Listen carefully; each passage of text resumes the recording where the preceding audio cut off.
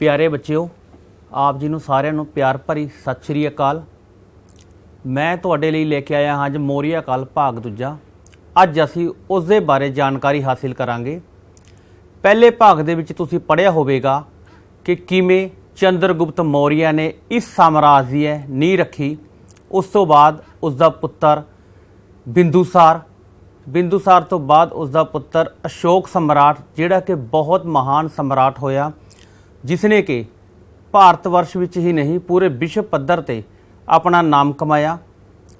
मौर्य काल की एक अद्भुत देन है जिस दे बारे जानकारी तुसी पहले भाग विच भी लई है। बाकी जो कुछ बचदा है वो दूजे भाग दे विच है, उस दे बारे मैं तुहानूं जानकारी अगे देवांगा। पहला मैं तुहानूं गल करांगा कि पहले भाग दे विच तुसी की कुछ पढ़िया।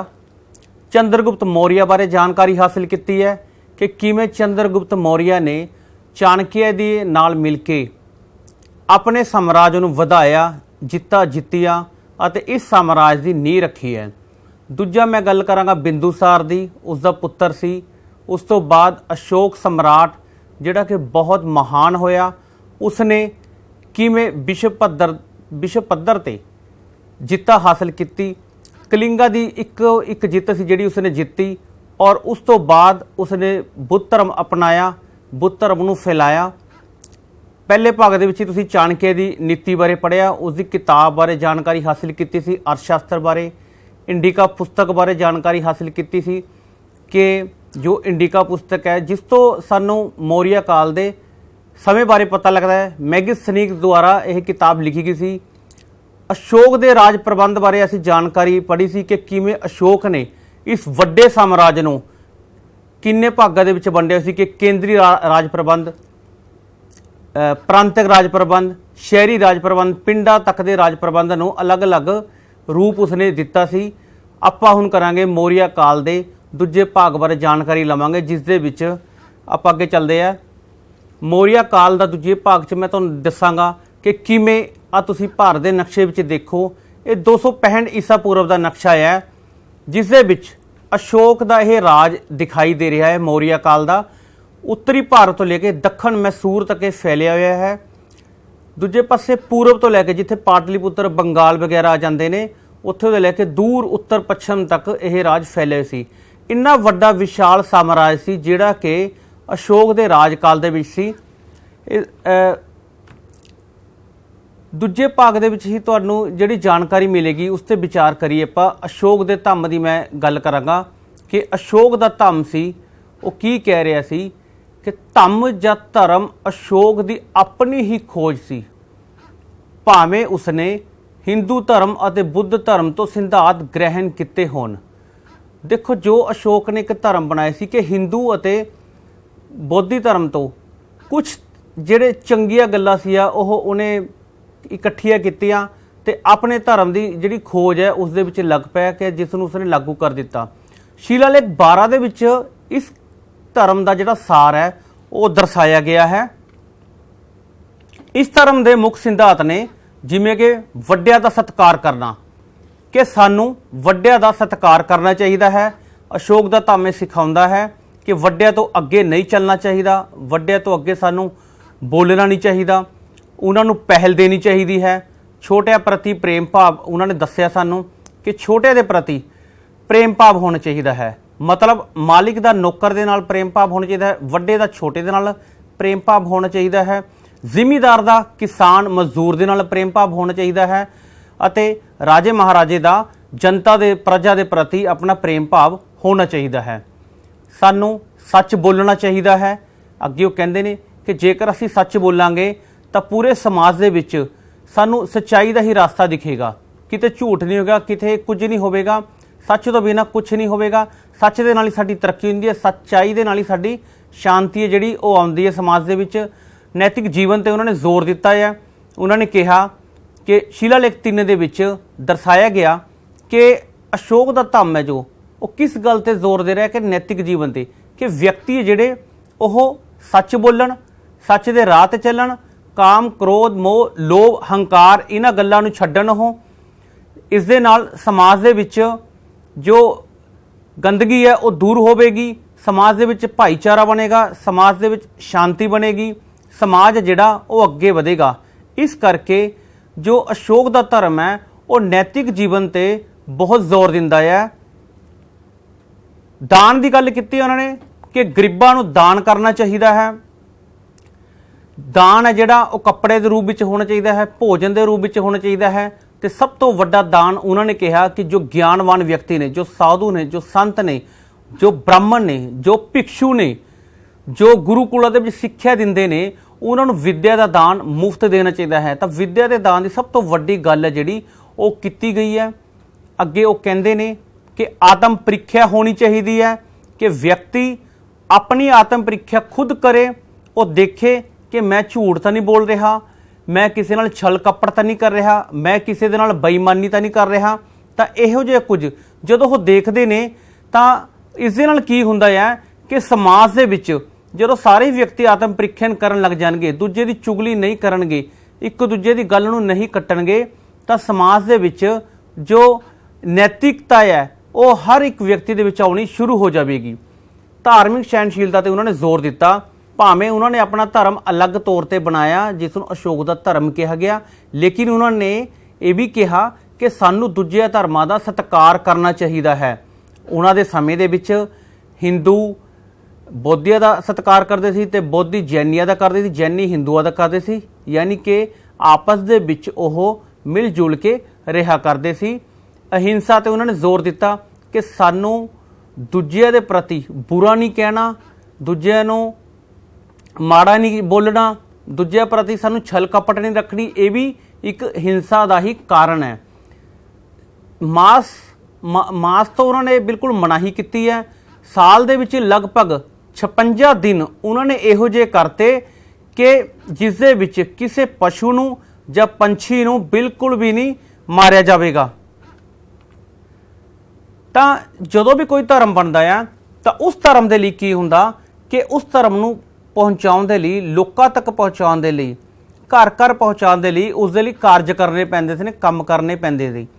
तो उस समय का जो मीडिया सी वो यही सी कि लोकां दे दरबार तक जाना पैंदा सी, जां फिर शिलालेख ते लिखवाया जांदा सी, जां स्तंभ ते लिखाया जांदा सी, जां स्तूप वगैरह ते लिखावट की जाती सी, ताकि उस धर्म का जिहड़ा प्रचार है वो लोकां दे डोर टू डोर, मतलब मैं कहांगा कि दरवाजे तक, उन्हां दे वेड़िया तक पहुँचे, लोगों के दिलों तक उसका प्रचार पहुँचे।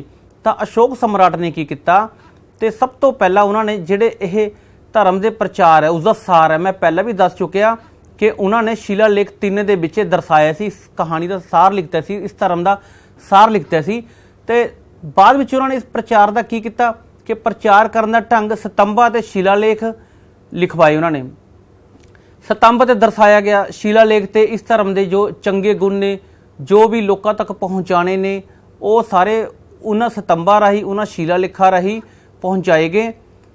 उन्होंने धर्म प्रचार के लिए खुद आप ही यात्रावां कीतियां ने, आप आम लोगों के विच पहुँचे, जाके इकट्ठ किया ते पूरी सभा नूं ओह एक तरह के नाल जिवें अजकल दे विच हुंदा कि भाषण उस धर्म के संबंधी भाषण दिंदे सी, उस धर्म के जो नियम सी, उस धर्म संबंधी जो नैतिक जीवन दी उदाहरण सी वो उत्थे दिया करते सी। उन्होंने धार्मिक महामात्र सी, जिहड़े धर्म महामात्र सी, सरकारी मुलाजम सी, उन्होंने नियुक्त किया। नियुक्त करके उन्होंने जिहड़े उन्हां दी ड्यूटी सी जो बनदी सी आम लोकां दे विच वो जाके धर्म महामात्र ये देखिया करते सी कि किहड़े-किहड़े लोग इस धर्म नूं अपना रहे ने। दूजा वो ये भी देखते सी कि जिन्हां ने ये धर्म अपना लिया, देखो कितनी वड्डी गल है कि जिन्हां ने धर्म अपना लिया क्या वो इस धर्म नूं अपने जीवन दे विच अमली जामा पहना रहे ने जां अपने जीवन दे विच लागू कर रहे ने। ये भी देखना धर्म महामात्रा का एक काम हुंदा सी। रोल मॉडल बने, रोल मॉडल मतलब अशोक ने पहला आप सारा कुछ छड्डिया, आप वो अहिंसावादी बने, आप वो शाकाहारी बने ते आप वो धर्म प्रचार दे लई निकले।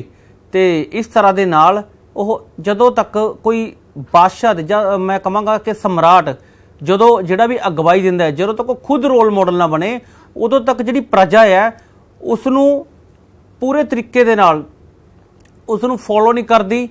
नैक्सट मैं तुहानूं दस्सांगा कि इस धर्म का जो प्रभाव है वो भी पए ने, जिवें दिग्विजय की थां धर्म विजय, ਲੋਕ ਕੀ ਕਰ ਲੈਂਦੇ ਸੀ ਕਿ ਲੜਾਈ ਝਗੜੇ ਦੀ ਜਗ੍ਹਾ ਤੇ ਜੋ ਆਪਸੀ ਸ਼ਾਂਤਮਈ ਤਰੀਕੇ ਦੇ ਨਾਲ ਗੱਲਬਾਤ ਨੂੰ ਨਿਬੇੜਨ ਦੇ ਢੰਗ ਉਹਨਾਂ ਕੋਲ ਆ ਗਏ ਸੀ।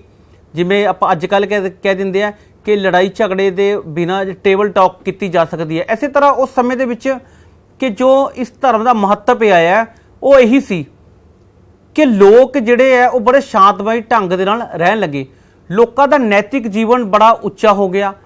ਦੇਖੋ ਪ੍ਰਭਾਵ ਤਾਂ ਪੈਂਦਾ ਹੀ ਹੈ ਕਿ ਜਦੋਂ ਸ਼ਿਲਾਲੇਖ ਰਾਹੀਂ ਸਤੰਭ ਰਾਹੀਂ ਜਦੋਂ ਗੱਲਾਂ ਆਮ ਲੋਕਾਂ ਤੱਕ ਪਹੁੰਚਣ ਲੱਗੀ ਤਾਂ ਉਹਨਾਂ ਦਾ ਨੈਤਿਕ ਜੀਵਨ ਆਪਣੇ ਆਪ ਹੀ ਉੱਚਾ ਹੋਣ ਲੱਗਾ। ਲੋਕ ਸੱਚ ਬੋਲਣ ਲੱਗੇ, ਲੋਕ ਜੋ ਲਾਲਚ ਹੈ ਉਹ ਛੱਡਣ ਲੱਗੇ, ਇੱਕ ਦੂਜੇ ਨਾਲ ਛਲ ਕਪਟ ਕਰਨਾ ਛੱਡ ਦਿੱਤਾ।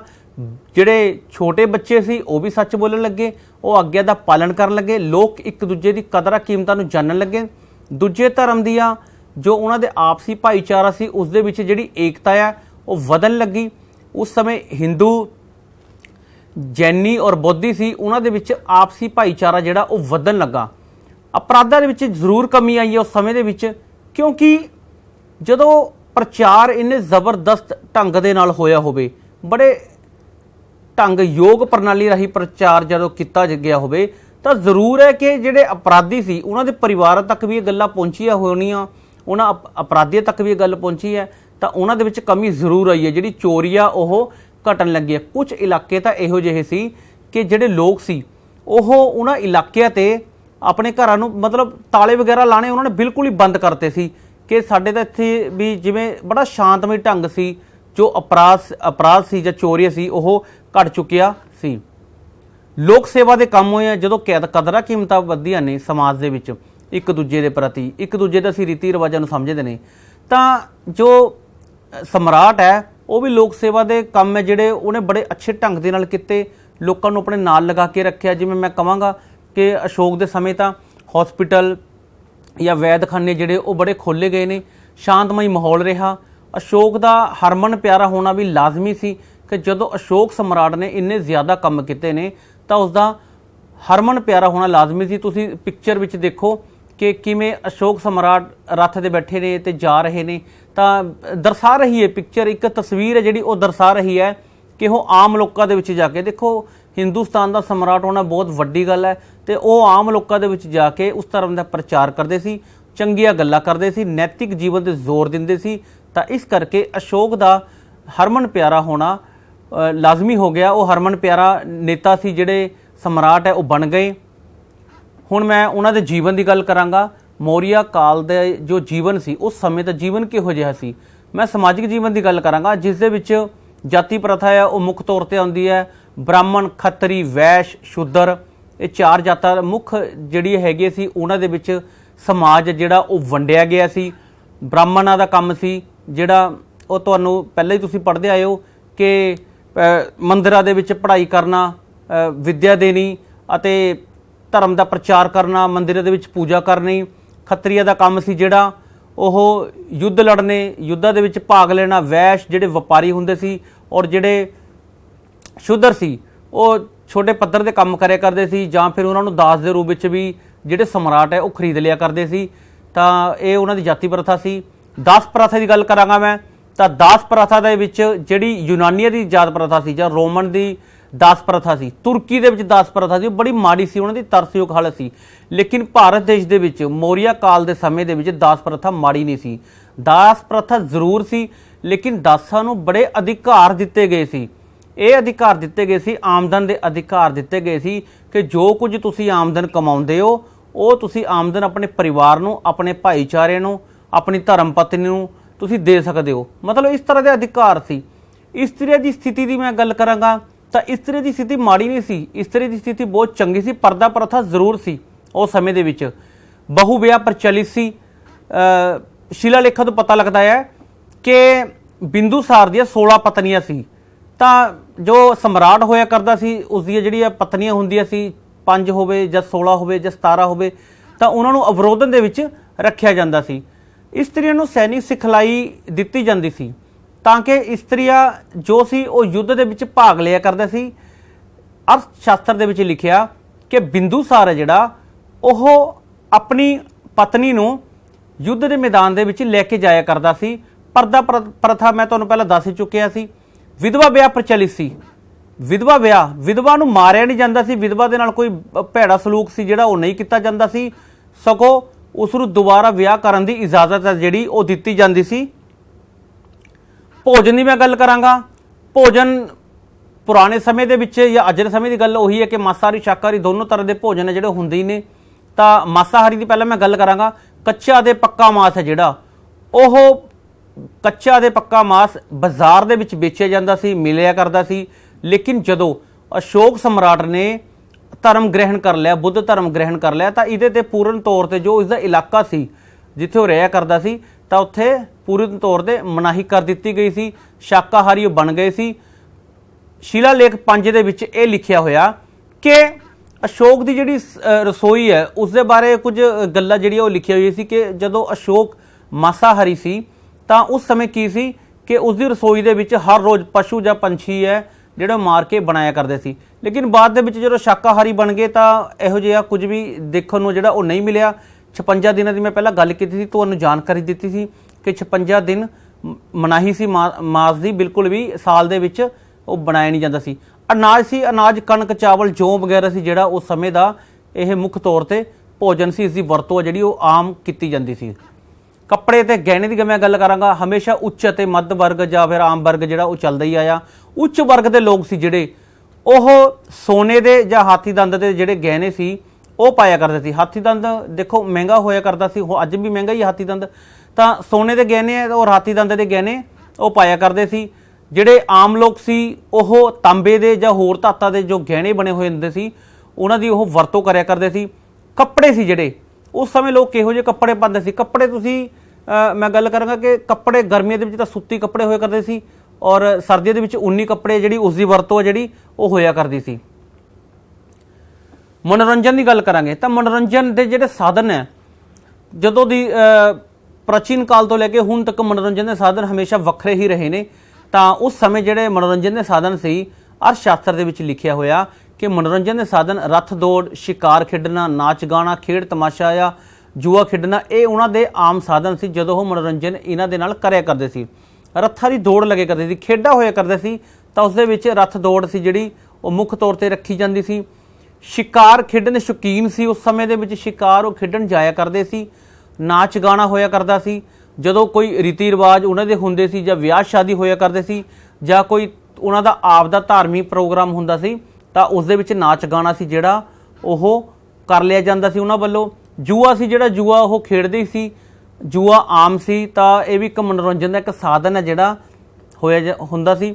ਤਾਂ ਉਸ ਤੋਂ ਇਲਾਵਾ ਮੁਰਗੇ ਦੀ ਜੋ ਰੇਸ, ਮੁਰਗੇ ਦੀ ਜੋ ਲੜਾਈ ਹੋਇਆ ਕਰਦੀ ਸੀ ਉਹ ਵੀ ਉਸ ਸਮੇਂ ਮਨੋਰੰਜਨ ਦਾ ਸਾਧਨ ਮੰਨੀ ਜਾਂਦੀ ਸੀ। ਮਨੁੱਖ ਅਤੇ ਪਸ਼ੂਆਂ ਲਈ ਉਹਨਾਂ ਨੇ ਜੋ ਚਿਕਿਤਸਾ ਦਾ ਪ੍ਰਬੰਧ ਕੀਤਾ ਸੀ, ਮੈਡੀਕਲ ਵਿਵਸਥਾ ਜੋ ਉਸ ਸਮੇਂ ਸੀ ਅਸ਼ੋਕ ਦੀ, ਉਹ ਬੜੀ ਵਧੀਆ ਸੀ।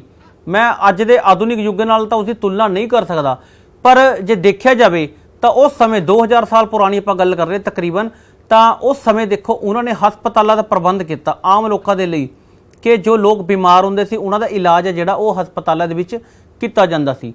ਖਾਸ ਤੌਰ ਤੇ ਹਸਪਤਾਲਾਂ ਦੇ ਵਿੱਚ ਵੈਦਾਂ ਦੀ ਜਿਹੜੀ ਨਿਯੁਕਤੀ ਹੈ ਉਹ ਕੀਤੀ ਜਾਂਦੀ ਸੀ। ਵੈਦਾਂ ਨੂੰ ਤਨਖਾਹ ਦਿੱਤੀ ਜਾਂਦੀ ਸੀ। ਤਨਖਾਹ ਦੇਣ ਦਾ ਢੰਗ ਉਹਨਾਂ ਨੇ ਇਹ ਅਪਣਾਇਆ ਸੀ ਕਿ ਜੋ ਵੈਦ ਹੈ ਉਹਨਾਂ ਨੂੰ ਇੱਕ ਜ਼ਮੀਨ ਅਲਾਟ ਕੀਤੀ ਹੋਈ ਸੀ, ਉਸ ਜ਼ਮੀਨ ਤੋਂ ਉਹ ਜੋ ਮਾਲੀਆ ਸੀ, ਜੋ ਰੈਵਨਿਊ ਸੀ ਉਹ ਇਕੱਠਾ ਕਰਦੇ ਸੀ ਤੇ ਉਸ ਨੂੰ ਤਨਖਾਹ ਦੇ ਰੂਪ ਵਿੱਚ ਉਹ ਵਰਤ ਲੈਂਦੇ ਸੀ। ਦੂਜਾ ਜਿਹੜਾ ਦਵਾਈਆਂ ਦਾ ਪ੍ਰਬੰਧ ਸੀ ਜਾਂ ਜੜੀ ਬੂਟੀਆਂ ਦਾ ਪ੍ਰਬੰਧ ਸੀ, ਉਸ ਦੇ ਲਈ ਵੀ ਸਮਰਾਟ ਵੱਲੋਂ ਉਹਨਾਂ ਹਸਪਤਾਲਾਂ ਨੂੰ, ਉਹਨਾਂ ਵੈਦਾਂ ਨੂੰ ਇੱਕ ਜ਼ਮੀਨ ਅਲਾਟ ਕੀਤੀ ਹੋਈ ਸੀ ਜਿੱਥੇ ਉਹ ਜੜੀ ਬੂਟੀਆਂ ਨੂੰ ਉਗਾ ਲਿਆ ਕਰਦੇ ਸੀ ਤੇ ਉਸ ਦੀ ਵਰਤੋਂ ਜਿਹੜੀ ਉਹ ਕਰਿਆ ਕਰਦੇ ਸੀ। ਤਾਂ ਪਸ਼ੂਆਂ ਲਈ ਜਾਂ ਜਾਨਵਰਾਂ ਲਈ ਵੀ ਇੱਕ ਪ੍ਰਬੰਧ ਕੀਤਾ ਹੋਇਆ ਸੀ ਜਿਨ੍ਹਾਂ ਲਈ ਪਿੰਜਰ ਪੋਲ ਖੋਲ੍ਹੇ ਹੋਏ ਸੀ। ਪਿੰਜਰ ਪੋਲ ਇੱਕ ਤਰ੍ਹਾਂ ਦੇ ਉਹ ਹਸਪਤਾਲ ਸੀ ਜਿੱਥੇ ਜਾਨਵਰਾਂ ਦੀ ਅਤੇ ਪਸ਼ੂਆਂ ਦੀ ਦੇਖਭਾਲ ਕੀਤੀ ਜਾਂਦੀ ਸੀ, ਉਹਨਾਂ ਨੂੰ ਦਵਾਈ ਬੂਟੀ ਜੋ ਉਹ ਦਿੱਤੀ ਜਾਂਦੀ ਸੀ, ਜਿਨ੍ਹਾਂ ਦਾ ਪ੍ਰਬੰਧ ਵੀ ਵੈਦਾਂ ਵੱਲੋਂ ਹੀ ਕੀਤਾ ਜਾਂਦਾ ਸੀ। ਉੱਚਾ ਜਦੋਂ ਇਹ ਕੁਝ ਹੋਇਆ ਤਾਂ ਉੱਚਾ ਨੈਤਿਕ ਪੱਧਰ ਆਮ ਜਿਹੜਾ ਹੈ ਉਹ ਦੇਖਣ ਦੇ ਵਿੱਚ ਆਇਆ ਕਿ ਲੋਕਾਂ ਦੇ ਵਿੱਚ ਸ਼ੁੱਧ ਆਚਰਣ ਹੈ ਉਹ ਦਿਸਣ ਲੱਗ ਪਿਆ, ਅਹਿੰਸਾ ਦਿਸਣ ਲੱਗ ਪਈ, ਚੋਰੀਆਂ ਜਿਹੜੀਆਂ ਤਕਰੀਬਨ ਉਹ ਘੱਟ ਹੋਣੀਆਂ ਸ਼ੁਰੂ ਹੋ ਗਈਆਂ। ਜਿਹੜੇ ਵਿਦਿਆਰਥੀ ਸੀ ਉਹ ਗੁਰੂਕੁਲਾਂ ਦੇ ਵਿੱਚ ਆਪਣੇ ਅਧਿਆਪਕਾਂ ਦੀ ਜੋ ਆਗਿਆ ਮੰਨਣ ਲੱਗੇ। ਬੱਚੇ ਸੀ ਜਿਹੜੇ ਉਹ ਆਪਣੇ ਮਾਤਾ ਪਿਤਾ ਦੀ ਆਗਿਆ ਮੰਨਣ ਲੱਗੇ, ਜੋ ਸ਼ਾਗਿਰਦ ਸੀ ਉਹ ਆਪਣੇ ਗੁਰੂਆਂ ਦੀ ਆਗਿਆ ਮੰਨਣ ਲੱਗੇ। ਤਾਂ ਇਸ ਤਰ੍ਹਾਂ ਦੇ ਨਾਲ ਜੋ ਉੱਚ ਪੱਧਰ ਸੀ, ਜਿਹੜਾ ਉੱਚ ਨੈਤਿਕ ਪੱਧਰ ਸੀ, ਉਸ ਦਾ ਜਿਹੜਾ ਨਿਖਾਰ ਆਉਣਾ ਆਮ ਲੋਕਾਂ ਦੇ ਵਿੱਚ ਲਾਜ਼ਮੀ ਹੋ ਗਿਆ। ਆਰਥਿਕ ਜੀਵਨ ਦੀ ਮੈਂ ਗੱਲ ਕਰਾਂਗਾ।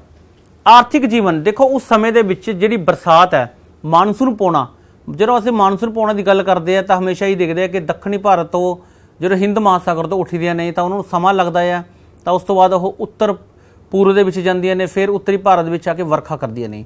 ਤਾਂ ਇਹ ਜਾਂ ਤਾਂ ਇਹ ਲੇਟ ਹੋ ਜਾਂਦੀ ਸੀ, ਜਾਂ ਫਿਰ ਸਮੇਂ ਤੋਂ ਪਹਿਲਾਂ ਵਰਖਾ ਕਰਦੀ ਸੀ, ਜਾਂ ਫਿਰ ਸਮੇਂ ਤੋਂ ਬਾਅਦ ਵਰਖਾ ਕਰਦੀ ਸੀ। ਇਸ ਤਰ੍ਹਾਂ ਦੇ ਨਾਲ ਜੋ ਖੇਤੀਬਾੜੀ ਹੈ ਉਹ ਸੁਨਿਸ਼ਚਿਤ ਨਹੀਂ ਹੁੰਦੀ ਸੀ।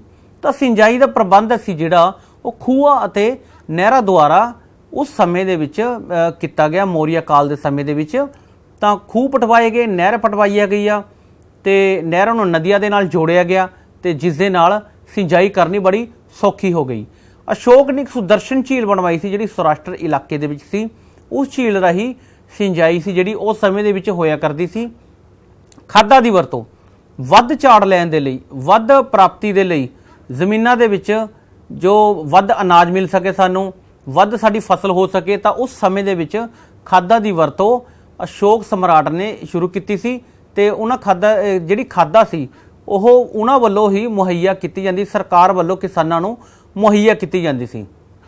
ਖੇਤੀਬਾੜੀ ਦੀ ਗੱਲ ਕਰਾਂ ਤਾਂ ਉਸ ਸਮੇਂ ਕਿਹੜੀ ਖੇਤੀਬਾੜੀ ਸੀ ਉਹ ਤੁਸੀਂ ਦੇਖ ਹੀ ਰਹੇ ਹੋਵੋਗੇ ਤਸਵੀਰ ਦੇ ਵਿੱਚ। ਕਣਕ, ਚਾਵਲ, ਗੰਨਾ, ਛੋਲੇ, ਕਪਾਹ, ਖਰਬੂਜੇ, ਸਰੋਂ, ਮੂੰਗ, ਮਸਰ, ਉੜਦ, ਜੌਂ ਜਾਂ ਹੋਰ ਤਰ੍ਹਾਂ ਦੀ ਜਿਹੜੀ ਦਾਲਾਂ ਸੀ ਉਹ ਵੀ ਹੁੰਦੀ ਸੀ। ਉਸ ਦੀ ਵਰਤੋਂ ਜਿਹੜੀ ਉਹ ਹੋ ਜਾਇਆ ਕਰਦੇ ਸੀ। 1/4 ਭਾਗ ਕਿਸਾਨਾਂ ਤੋਂ ਟੈਕਸ ਦੇ ਰੂਪ ਵਿੱਚ ਵਸੂਲਿਆ ਜਾਂਦਾ ਸੀ, ਅਤੇ 1/4 ਭਾਗ ਜਿਨ੍ਹਾਂ ਦੀ ਪੈਦਾਵਾਰ ਘੱਟ ਹੋਇਆ ਕਰਦੇ ਸੀ, ਕਿਸਾਨਾਂ ਦੀ ਜਿਨ੍ਹਾਂ ਕੋਲ ਫਸਲ ਘੱਟ ਹੁੰਦੀ ਸੀ, ਉਹਨਾਂ ਤੋਂ 1/6 ਭਾਗ ਹੈ ਉਹ ਲੈ ਲਿਆ ਜਾਂਦਾ ਸੀ। ਉਦਯੋਗਾਂ ਦੀ ਮੈਂ ਗੱਲ ਕਰਾਂਗਾ। ਸੁੱਤੀ ਅਤੇ ਉੱਨੀ ਕੱਪੜੇ ਦੇ ਜਿਹੜੇ ਉਦਯੋਗ ਸੀ ਉਹ ਪ੍ਰਫੁੱਲੀ ਸੀ।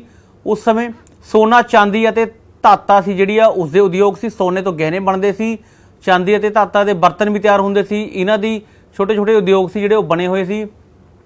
ਚਮੜੀ ਅਤੇ ਲੱਕੜੀ ਦੇ ਉਦਯੋਗ ਸੀ, ਜੋ ਚਮੜੀ ਤੋਂ ਸਮਾਨ ਬਣਦਾ ਸੀ ਉਹਦੇ ਛੋਟੇ ਉਦਯੋਗ ਸੀ ਜਿਹੜੇ ਉਹ ਉન્નਤ ਸੀ। ਲੱਕੜੀ ਦੇ ਉਦਯੋਗ ਸੀ ਜੋ ਫਰਨੀਚਰ ਵਗੈਰਾ ਦੇ ਸੀ, ਜਾਂ ਦਰਵਾਜ਼ੇ ਦੀ ਖਿੜਕੀਆਂ ਸੀ ਉਹ ਲੱਕੜੀਆਂ ਦੀ ਸੀ। ਕਲਾਕਾਰਾਂ ਦੀ ਜਿਹੜੀ ਹਿੱਤਾਂ ਦੀ ਰੱਖਿਆ ਸੀ ਉਹ ਵੀ ਉਸ ਸਮੇਂ ਅਸ਼ੋਕ ਸਮਰਾਟ ਦੁਆਰਾ ਕੀਤੀ ਜਾਂਦੀ ਸੀ। ਦੇਖੋ, ਕਲਾ ਤੇ ਹੀ ਜੋ ਅਦਭੁਤ ਨਮੂਨਾ ਹੈ ਮੌਰੀਆ ਕਾਲ ਦਾ, ਕਲਾ ਤੇ ਹੀ ਮੁੱਖ ਤੌਰ ਤੇ ਇਹ ਨਿਰਭਰ ਕਰਦਾ ਹੈ। ਤਾਂ ਕਲਾਕਾਰਾਂ ਨੂੰ ਮੁੱਖ ਤੌਰ ਤੇ ਰੱਖਿਆ ਦਿੱਤੀ ਜਾਂਦੀ ਸੀ। ਜੇ ਕੋਈ ਉਹਨਾਂ ਨੂੰ ਤੰਗ ਪਰੇਸ਼ਾਨ ਕਰਦਾ ਸੀ ਤਾਂ ਉਸ ਨੂੰ ਸਜ਼ਾ ਵੀ ਦਿੱਤੀ ਜਾਂਦੀ ਸੀ। ਵਪਾਰ ਦੀ ਮੈਂ ਗੱਲ ਕਰਾਂਗਾ। ਵਪਾਰ ਅੰਦਰੂਨੀ ਵਪਾਰ ਸੀ ਔਰ ਵਿਦੇਸ਼ੀ ਵਪਾਰ ਸੀ। ਅੰਦਰੂਨੀ ਵਪਾਰ ਤਾਂ ਸਾਡੇ ਦੇਸ਼ ਦੇ ਵਿੱਚ ਹੀ ਹੁੰਦਾ ਸੀ, ਜਿਹੜਾ ਕਿ ਪਾਟਲੀਪੁੱਤਰ ਤੋਂ ਹੁੰਦਾ ਹੋਇਆ ਉੱਤਰ ਪੱਛਮ ਤੱਕ, ਟੈਕਸਿਲਾ ਤੱਕ, ਸੌਰਾਸ਼ਟਰ ਇਲਾਕੇ ਤੱਕ, ਦੱਖਣੀ ਭਾਰਤ ਤੱਕ ਉਹ ਜਾਇਆ ਜਾਂਦਾ ਸੀ, ਜਿਸ ਦੇ ਵਿੱਚ ਹੀਰਾ, ਚਮੜੇ, ਮਲਮਲ ਜਿਹੜੀ ਬੰਗਾਲ ਦੀ ਬਹੁਤ ਪ੍ਰਸਿੱਧ ਸੀ ਉਸ ਸਮੇਂ। ਪ੍ਰਾਚੀਨ ਕਾਲ ਤੋਂ ਹੀ ਬੰਗਾਲ ਦੀ ਮਲਮਲ ਹੈ ਉਹ ਬੜੀ ਪ੍ਰਸਿੱਧ ਹੈ। ਸੁੱਤੀ ਅਤੇ ਉੱਨੀ ਉਦਯੋਗ ਉਹ ਵੀ ਕਾਫੀ ਪ੍ਰਫੁੱਲਿਤ ਸੀ। ਵਿਦੇਸ਼ੀ ਵਪਾਰ ਦੀ ਗੱਲ ਕਰਦਾ ਤਾਂ ਵਿਦੇਸ਼ੀ ਵਪਾਰ ਸਿਲਕ ਰੂਟ, ਜੋ ਸਭ ਤੋਂ ਪੁਰਾਤਨ ਰੂਟ ਹੈ, ਉਹਦੇ ਰਾਹੀਂ ਹੀ ਹੁੰਦਾ ਸੀ, ਜਾਂ ਫਿਰ ਜਲ ਮਾਰਗ ਰਾਹੀਂ ਹੁੰਦਾ ਸੀ ਵਿਦੇਸ਼ੀ ਵਪਾਰ। ਮਿਸਰ ਨਾਲ, ਚੀਨ ਨਾਲ, ਈਰਾਨ ਨਾਲ, ਤੇ ਇਸ ਤੋਂ ਇਲਾਵਾ ਹੋਰ ਦੂਜੇ ਦੇਸ਼ ਵੀ ਸੀ ਜਿਨ੍ਹਾਂ ਨਾਲ ਮੌਰੀਆ ਕਾਲ ਦੇ ਸਮੇਂ ਵਿੱਚ ਵਿਦੇਸ਼ੀ ਵਪਾਰ ਹੋਇਆ ਕਰਦਾ ਸੀ। ਸਿੱਕੇ ਸੀ ਜਿਹੜੇ ਸੋਨੇ ਦੇ ਸੀ, ਚਾਂਦੀ ਦੇ ਸੀ, ਤਾਂਬੇ ਦੇ ਸੀ। ਸਿੱਕੇ ਨੂੰ ਸਵਰਨ ਕਿਹਾ ਜਾਂਦਾ ਸੀ, ਸੋਨੇ ਦੇ ਸਿੱਕਿਆਂ ਨੂੰ, ਔਰ ਚਾਂਦੀ ਦੇ ਸਿੱਕਿਆਂ ਨੂੰ ਪਣ ਕਿਹਾ ਜਾਂਦਾ ਸੀ। ਜ਼ਿਆਦਾਤਰ ਲੋਕ ਕੀ ਕਰਦੇ ਸੀ ਕਿ ਜਿਹੜੇ ਸਿੱਕਿਆਂ ਦਾ ਤੋਂ ਲੈਣ ਦੇਣ ਸੀ, ਜੋ ਉਹਨਾਂ ਦਾ ਲੈਣ ਦੇਣ ਦਾ ਖਰਚਾ ਸੀ, ਜੋ ਆਮ ਲੋਕਾਂ ਦੇ ਵਿੱਚ ਚੱਲਦੇ ਸੀ, ਉਹ ਤਾਂਬੇ ਦੇ ਸਿੱਕਿਆਂ ਹੀ ਹੁੰਦਾ ਸੀ, ਜਿਹਨੂੰ ਕਿ ਮਾਸ਼ਕ ਕਿਹਾ ਜਾਂਦਾ ਸੀ। ਸਿੱਕਿਆਂ ਦੇ ਪਸ਼ੂ ਜਾਂ ਪੰਛੀ ਦੀ ਜਿਹੜੀ ਇਹ ਤਸਵੀਰ ਹੈ ਉਹ ਲਗਾਈ ਜਾਂਦੀ ਸੀ। ਸੰਸਕ੍ਰਿਤੀ ਵਿਕਾਸ ਦੀ ਗੱਲ ਕਰਾਂਗਾ ਤਾਂ ਕਲਾ ਦਾ ਵਿਕਾਸ ਤਾਂ ਬੜਾ ਅਦਭੁਤ ਸੀ। ਆਪਾਂ ਨੇ ਸ਼ੁਰੂਆਤ ਦੇ ਵਿੱਚ ਹੀ ਉਸਦੀ ਜਿਹੜੀ ਮੈਂ ਗੱਲ ਕੀਤੀ ਸੀ। ਇੱਟਾਂ ਦੀ ਵਰਤੋਂ ਕੀਤੀ ਗਈ ਹੈ। ਇਹਨਾਂ ਦੇ ਵਿੱਚ ਜੋ ਬਿਲਡਿੰਗ ਇਹਨਾਂ ਨੇ ਛੋਟੀਆਂ ਬਣਾਈਆਂ ਸੀ ਜਾਂ ਸਤੂਪ ਬਣਾਏ ਸੀ, ਉਹ ਚੰਦਰਗੁਪਤ ਮੌਰੀਆ ਰਾਹੀਂ ਇੱਟਾਂ ਦੀ ਵਰਤੋਂ ਕੀਤੀ ਗਈ ਸੀ। ਪੱਥਰਾਂ ਦੀ ਵਰਤੋਂ ਅਸ਼ੋਕ ਸਮਰਾਟ ਨੇ ਸ਼ੁਰੂ ਕੀਤੀ ਸੀ। ਜਦੋਂ ਤੁਸੀਂ ਸਾਂਚੀ ਦਾ ਸਤੂਪ ਦੇਖਦੇ ਹੋ ਜਾਂ ਫਿਰ ਸਾਰਨਾਥ ਦਾ ਸਤੰਭ ਦੇਖਦੇ ਹੋ ਤਾਂ ਉਸ ਦੇ ਵਿੱਚ ਜਿਹੜੀ ਪੱਥਰਾਂ ਦੀ ਵਰਤੋਂ ਆ ਉਹ ਕੀਤੀ ਗਈ ਹੈ।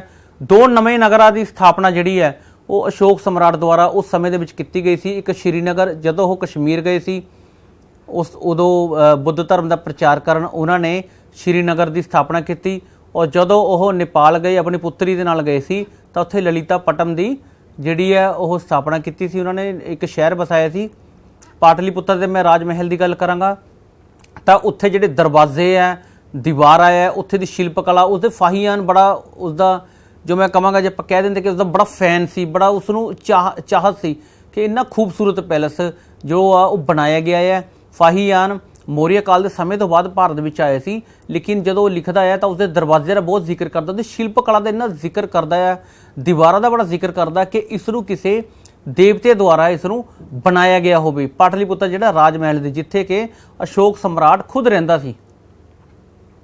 ਸਤੰਭ ਅਤੇ ਸਤੂਪ ਦੀ ਮੈਂ ਗੱਲ ਕਰਾਂਗਾ। ਸਾਰਨਾਥ ਦਾ ਸਤੰਭ ਸੀ ਜਿਹੜਾ, ਉਹ ਤੁਸੀਂ ਪਿਕਚਰ ਵਿੱਚ ਦੇਖ ਹੀ ਰਹੇ ਹੋ ਕਿ ਸਾਰਨਾਥ ਦਾ ਸਤੰਭ ਹੈ, 4 ਸ਼ੇਰ ਹੈ ਜਿਹੜੇ ਇੱਕ ਦੂਜੇ ਵੱਲ ਮੂੰਹ ਕਰਕੇ ਬੈਠੇ ਨੇ, ਪਿੱਠ ਲਾ ਕੇ ਬੈਠੇ ਨੇ, ਪਿੱਠ ਕਰਕੇ ਬੈਠੇ ਨੇ, ਤੇ ਹੇਠਾਂ ਹਾਥੀ ਅਤੇ ਘੋੜੇ ਦੀ ਜਿਹੜੀ ਤਸਵੀਰ ਹੈ ਉਹ ਨਜ਼ਰ ਆ ਰਹੀ ਹੈ ਸਾਨੂੰ।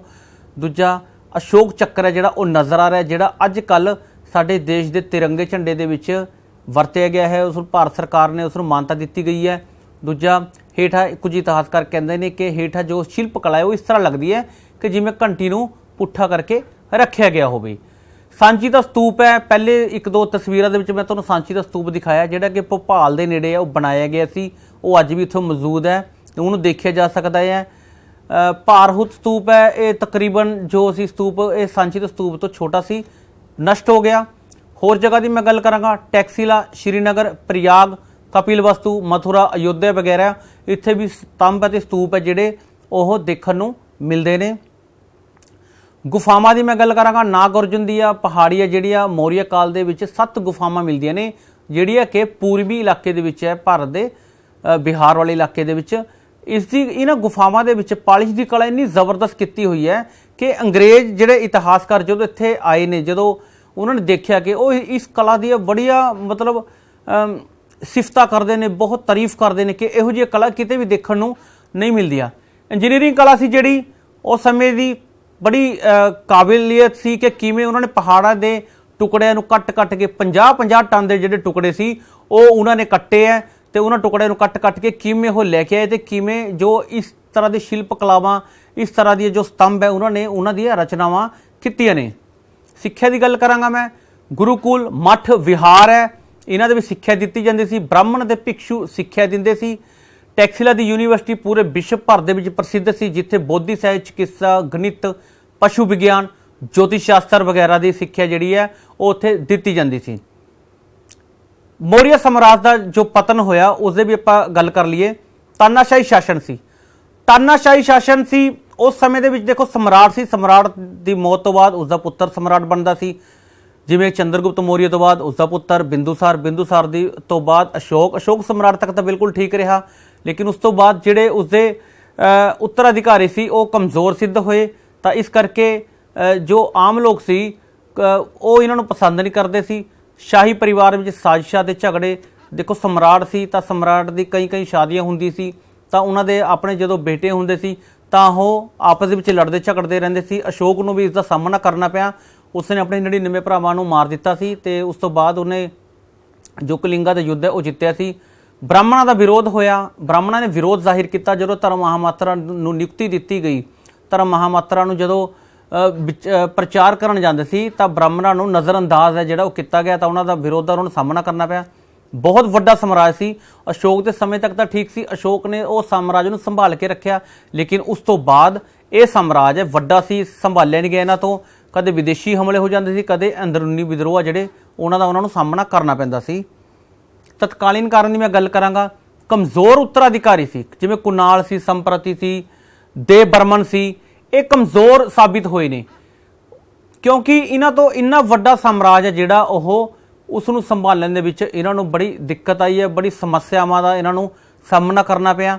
ਵਿਦੇਸ਼ੀ ਹਮਲੇ ਸੀ, ਇੰਨਾ ਵੱਡਾ ਸਾਮਰਾਜ ਸੀ, ਜਦੋਂ ਸਮਰਾਟ ਪਾਟਲੀਪੁੱਤਰ ਵਿੱਚ ਹੁੰਦਾ ਸੀ ਤਾਂ ਜਿਹੜੇ ਹਮਲੇ ਆ ਉਹ ਯੂਨਾਨੀਆਂ ਵੱਲੋਂ ਉੱਤਰੀ ਪੱਛਮੀ ਭਾਰਤ ਵਿੱਚ ਹੋ ਜਾਇਆ ਕਰਦੇ ਸੀ, ਤਾਂ ਉਹਨਾਂ ਤੋਂ ਸੰਭਾਲੇ ਨਹੀਂ ਜਾਂਦੇ ਸੀ।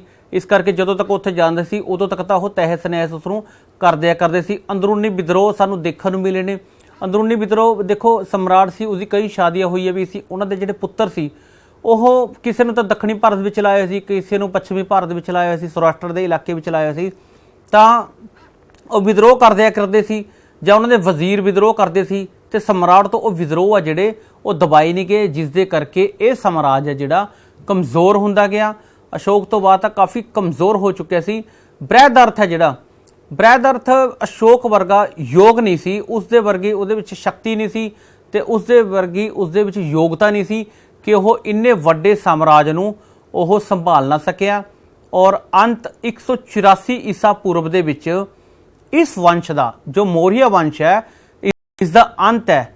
ਇੱਕ ਬ੍ਰਾਹਮਣ ਦੁਆਰਾ ਜੋ ਪੁਸ਼ਯ ਮਿੱਤਰ ਸੀ ਉਸਦੇ ਦੁਆਰਾ ਉਸ ਨੂੰ ਕਤਲ ਕਰ ਦਿੱਤਾ ਜਾਂਦਾ ਹੈ। ਬ੍ਰਹਿਦ ਅਰਥ ਦੀ ਮੌਤ ਹੋ ਜਾਂਦੀ ਹੈ ਔਰ ਮੌਰੀਆ ਵੰਸ਼ ਹੈ ਉਸ ਦਾ ਖਾਤਮਾ ਹੈ, ਜਦੋਂ ਅੰਤ ਹੈ ਉਹ ਹੋ ਜਾਂਦਾ ਹੈ। ਉਸ ਤੋਂ ਬਾਅਦ ਸੁੰਗ ਜਿਹੜਾ ਵੰਸ਼ ਹੈ ਉਹ ਆ ਜਾਂਦਾ ਹੈ। ਤਾਂ ਇਹ ਜੋ ਕੁਝ ਆਪਾਂ ਨੇ ਕੀਤਾ ਹੈ ਇਸ ਦੇ ਵਿੱਚ ਇਹ ਦੇਖਣ ਨੂੰ ਮਿਲਿਆ ਸਾਨੂੰ ਕਿ ਮੌਰੀਆ ਵੰਸ਼ ਦਾ ਭਾਵੇਂ ਅੰਤ ਹੋ ਗਿਆ ਸੀ ਲੇਕਿਨ ਜੋ ਉਸ ਦੀ ਅਦਭੁਤ ਦੇਣ ਹੈ ਉਹ ਅੱਜ ਵੀ ਸਾਡੇ ਸਮਾਜ ਦੇ ਵਿੱਚ ਕਿਤੇ ਨਾ ਕਿਤੇ ਸਾਨੂੰ ਦੇਖਣ ਨੂੰ ਮਿਲਦੀ ਹੈ। ਮੈਂ ਗੱਲ ਕਰਾਂਗਾ ਉਹਨਾਂ ਦੁਆਰਾ ਦਿੱਤੀ ਗਈ ਜੋ ਨੈਤਿਕ ਸਿੱਖਿਆ ਦੀ ਗੱਲ ਕਰਾਂਗਾ, ਮੋਰੈਲਿਟੀ ਦੇ ਲਈ ਅੱਜ ਕੱਲ੍ਹ ਅਸੀਂ ਕਿੰਨਾ ਕੁਝ ਕਰ ਰਹੇ ਹਾਂ। ਲੇਕਿਨ ਜਦੋਂ ਅਸੀਂ ਅਸ਼ੋਕ ਸਮਰਾਟ ਬਾਰੇ ਜਾਣਕਾਰੀ ਹਾਸਿਲ ਕਰਦੇ ਹਾਂ ਤਾਂ ਜਦੋਂ ਦੇਖਦੇ ਹਾਂ ਕਿ ਉਸਨੇ ਕਿਵੇਂ ਨੈਤਿਕ ਜੀਵਨ 'ਤੇ ਜ਼ੋਰ ਦਿੱਤਾ ਹੈ, ਕਿਵੇਂ ਉਸਨੇ ਹਸਪੀਟਲ ਖੋਲ੍ਹੇ ਨੇ ਆਮ ਲੋਕਾਂ ਦੇ ਲਈ। ਉਸ ਸਮੇਂ ਦੇ ਵਿੱਚ ਦੇਖੋ ਤੁਸੀਂ 2000 ਸਾਲ ਪਹਿਲਾਂ ਹਸਪਤਾਲਾਂ ਦਾ ਪ੍ਰਬੰਧ ਹੈ ਜੋ ਆਮ ਲੋਕਾਂ ਦੇ ਲਈ ਕੀਤਾ ਗਿਆ ਹੈ। ਈਵਨ ਕਿ ਮੈਂ ਗੱਲ ਇੱਥੋਂ ਤੱਕ ਗੱਲ ਕਰਾਂਗਾ ਕਿ ਜਾਨਵਰਾਂ ਦੇ ਲਈ ਔਰ ਪਸ਼ੂਆਂ ਦੇ ਲਈ ਵੀ ਜੋ ਪ੍ਰਬੰਧ ਹੈ ਉਹ ਉਹਨਾਂ ਦੁਆਰਾ ਕੀਤਾ ਗਿਆ। ਤਾਂ ਵਿਦਿਆਰਥੀਓ, ਮੈਂ ਹੁਣ ਤੁਹਾਨੂੰ ਇਜਾਜ਼ਤ ਲਵਾਂਗਾ ਤੁਹਾਡੇ ਤੋਂ। ਅਗਲੀ ਵਾਰ ਅਸੀਂ ਫੇਰ ਮਿਲਾਂਗੇ, ਕਿਸੇ ਨਵੇਂ ਵਿਸ਼ੇ ਤੇ ਮਿਲਾਂਗੇ। ਉਦੋਂ ਤੱਕ ਲਈ ਤੁਹਾਡਾ ਬਹੁਤ ਬਹੁਤ ਧੰਨਵਾਦ।